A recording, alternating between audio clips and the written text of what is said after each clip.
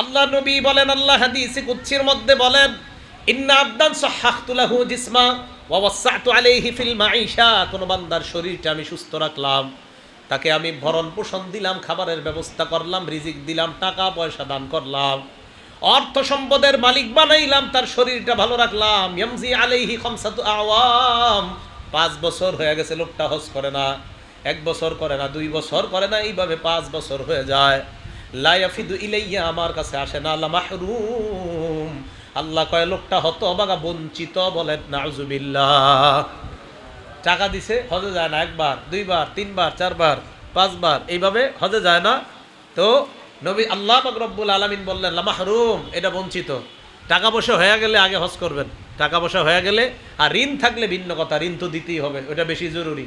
ঋণ ছাড়া অন্যভাবে যদি টাকা পয়সা হয়ে যায় হজ করবেন, পরে কি হবে পরে, কারণ হজ করলে আপনি ধনী হয়ে যাবেন।